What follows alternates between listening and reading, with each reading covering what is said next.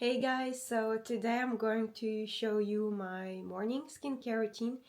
I actually don't use that many products in the morning, and especially if I haven't used any makeup the day before, especially eye makeup. I don't double cleanse in the morning. I just go straight into using a cleansing water because I just prefer the feeling of cleansing water than doing a double step in the morning. And so the one I'm using right now, it's this one. It's by Visam and it's tea tree ingredient. I really like it. It does its job, and also the smell is really nice. So a funny story about this headband, it was in 2023 actually when we went to Disney in Paris, and my mom was like, aren't you too old for that? And I was like, no mom, you'll see I can use it just for anything. So now I'm proving my point, but I'm using it also to do my skincare and makeup. So that's why. And it's kind of cute. I really like it. The second step is my toner, which is this one by Numbuzin. It's the pure full calming herb toner. I actually really like it.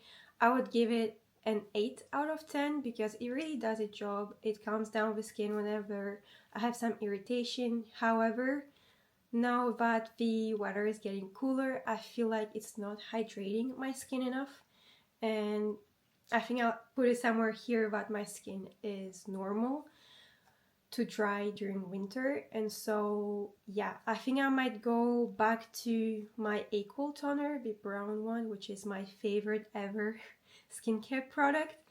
I don't know how many bottles I've bought of this product, it's crazy. And then my third step is a serum. So this one is by Beauty of Jason. I'll try to zoom in. Yeah, does it? I don't think it focused, but basically it's the Light On Serum Centella plus vitamin C. I remember that I was a bit skeptical buying this product because usually vitamin C just doesn't work on my skin, but this, it actually did work.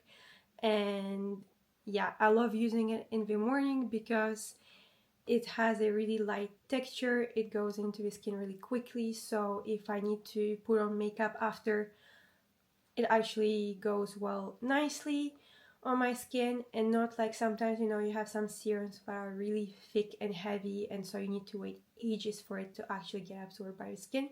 This one doesn't, which is why it's called Light On Serum. So I highly recommend this product, especially if you're using it in the morning. And then my next step is this cream by Innisfree.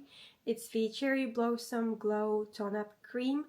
And I know that some people actually recommend it as a base for makeup, and I've been using it like that, and it works really well. It does give you an amazing glow whenever you use it, so I really like this cream. But what was funny is that I bought it in Seoul, South Korea when I went on my trip, and you know, Innisfree had its rebranding, and I just couldn't find this product. I really didn't recognize it, so thank God you had a salesperson there and she helped me out. But yeah, this cream is really great, especially if you like glowy effect on your skin.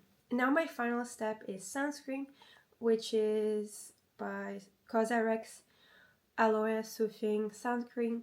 A thing to know about me is that my skin is usually really reactive to sunscreen, so trying out new ones is really hard for me.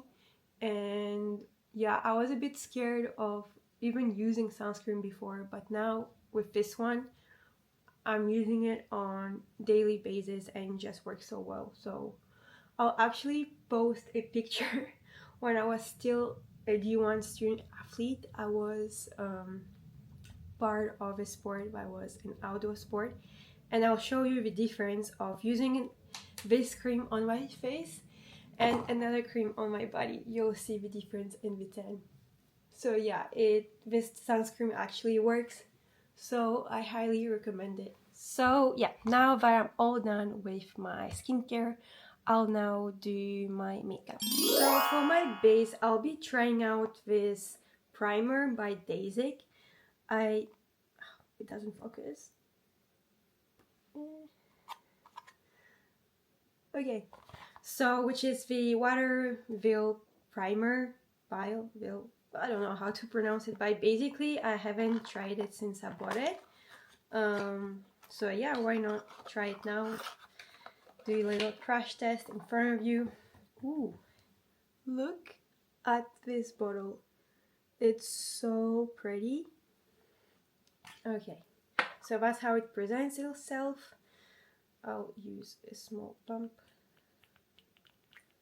Okay. Whoa. Okay, that's really gel-like, as you can see. I think I put a little bit too much product, but that's okay.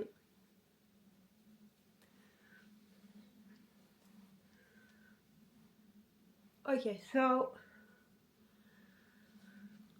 that's how my face looks like. It's really glowy. If I'm looking sideways because I'm using a mirror, but yeah, it's really glowy and it already went into my skin, which is nice. So I can go straight into using my cushion. I'll be using this one, the Luminous cushion by Clio. It's the Harry Potter edition, and yeah, it's a really nice cushion. I love how velvety it looks on my skin. That's how it looks inside. I actually did a crash test video. If you're interested, feel free to check it out. I'll post it in the description box. So I just did my eyebrows off camera because I'm not a beauty guru. I don't know how they do it. Honestly, it's a skill that is crazy whenever they do their eyeliner on camera or eyebrows. I don't have the skill, so I did it off. But you guys look at that glow. This foundation, the Luminous one, it's considered semi-matte. So the fact that with the basic primer that I just used, the glow is insane. So if you're someone who is looking for a semi-matte foundation, don't use this primer if you don't want the glow. If you're like me and you like when your skin is glowy, then yeah, this primer is a game changer because it made the foundation look as glowy as my basic hard cushion, which is considered a glowy foundation. So yeah, really happy with the result. I'll see how it holds throughout the day. But yeah, now I'll be doing my eye makeup and I'll be using this palette by Alicia, which is the purple palette. It's perfect if you're a summer skin tone, summer season palette. So let me do my eye makeup off camera and I'll be back. So on this palette I actually used pretty much every single color, and so makeup is done. I use this Romance lip product. It was actually recommended during my color analysis because I lean in between true summer and light summer. So yeah, I got this lipstick on my lips, and then for the blush I used this one by Judy Doll, and it's actually really pigmented. So it's a mix of pink and lilac. And yeah, be careful because this thing is pigmented. The first time I used it, I was a bit shocked. But now I don't make the same mistake. And then for my highlighter, I used this product, which is by the brand Girl Cut? No, Girl Cult. And that's how it looks. Like, how pretty is that? So yeah, that's it for makeup, and now I'll talk about some hair products that I've been using recently. I actually mentioned some of these products I think a few months ago because I tried them a couple of times. It was mentioned in a previous vlog, but now it's been at least I think 6 months or even more since I've tried them, so I can give a better review. I'll first start with the shampoo, which is by Pyongkang Yul, the low pH scalp shampoo. I actually bought it because with my low porosity hair, I think people can relate if you have the same type of hair. It's really hard to find a shampoo that doesn't create buildup in your hair, because whenever it creates buildup, my scalp gets so tight. It feels like someone is pulling my hair, and it's so annoying when you just wash your hair. It should feel like nice, but it doesn't. And so I've been looking for a shampoo that's easy on the scalp, and I found this one. I was actually quite surprised because I do know the brand from skincare. I didn't know that they were doing something for hair. And so when I saw it, I was like, okay, why not try it? And now it's been a few months and I really see a difference in my scalp because I get less and less of this like tight sensations. I actually sometimes even forget that I had this issue before. So it will be a shampoo that I'll buy again for sure. The bottle is quite pricey. It's like 500 milliliters and it was around 30 euros, but I bought it on a sale. And honestly, I still have so much product left, so it's worth money, and especially it does its job, so I'm really happy with it. And then the next product I'm going to talk about is all the products from the Honey line. So it got super popular on social media, especially on TikTok, and it was a brand that had a lot of mixed reviews. Some people were saying it's perfect for low porosity hair. Some people were like, yeah, but not really. Only the Sakura line is good for low porosity hair. Whereas some other people were like, no, this whole brand is not made for low porosity hair, especially fine European hair. But I was so curious that I still bought it. And so I bought the conditioner from the Sakura line and also 2 oils, which is this one and then the Sakura one. And it has been honestly a roller coaster because I do like the conditioner. It's been months now that I'm using it. I'm almost actually done with it, with the bottle. And what I'm feeling a bit unsure about the product is it actually does its job. It's a nice treatment, but it's not a conditioner because it's so heavy on my hair that it honestly feels like a hair mask. So whenever I use this conditioner, I cannot use a hair mask after, because if not, it's an overload of products for my hair and I would literally walk out of the shower with greasy hair. So yeah, I mean, I like how my hair feels like after I'm using this product. It feels super soft and it's glowing, like it's super shiny. Really nice product, but it's definitely not a conditioner. And I think on the bottle in English, it's written deep treatment. And yeah, I would define it more as a treatment than a conditioner. I don't remember where I saw the word conditioner, but I think pretty much every single video was saying that it was a conditioner, but for low porosity hair it's not, which is why it's not a product that I can really recommend. Because for example, my twin sister who used the same product, no matter how much she was using it, it was always a disaster because her hair would look even greasier than before she washed her hair. And that's typical with low porosity hair, because if you get that overload of treatment and products, your hair looks really slimy, greasy, not definitely not something you want to have after going out of shower. And I remember that now when I'm thinking about it, in the beginning, since I thought it was a conditioner, I would use the same amount of product I would with any conditioner. And the first time I went out of the shower and blow dry my hair looked greasy. But after, with a few tries, I got used to the product and now I know the amount that I need for it to work. But yeah, that's why I cannot really recommend it, because I feel like from the point you need to be careful with a product, that's not something that is meant for your hair then. So yeah, but you know, at the end of the day, the actual result of my hair now is really good and really pretty. But would I buy it again? I don't know. I don't think so. And so now let's talk about the hair oils from Honey. So I got the Fleur, why I'm saying it with an English accent, Fleur, and I got the Sakura one. I got it when I had my big speed. So I'll put a picture here. So I had really short hair, but still, you know, no matter what was my length of hair, I could use hair oils to avoid, you know, frizz and stuff. So here, when I got my Bixby, I was like, okay, let's put some hair oil to, you know, do the final touch to my hair.